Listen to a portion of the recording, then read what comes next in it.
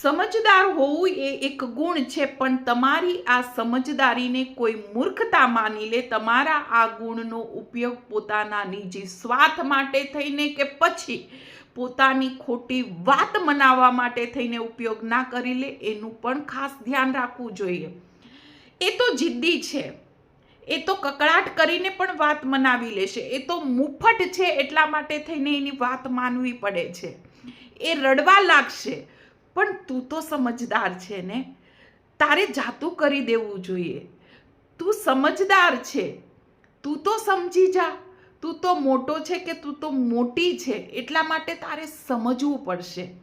હરેક વખતે આપણી સમજદારીનું નામ આપીને આપણને જ્યારે ચૂપ કરાવી દે છે, હું એવું નથી કહેતી કે કકળાટ કરવો જોઈએ, આપણે પણ રડવું જોઈએ આપણી વાત મનાવવા માટે થઈને, પણ સહી જગ્યાએ સાચી રીતે આપણી વાત ચોક્કસપણે રાખવી જોઈએ.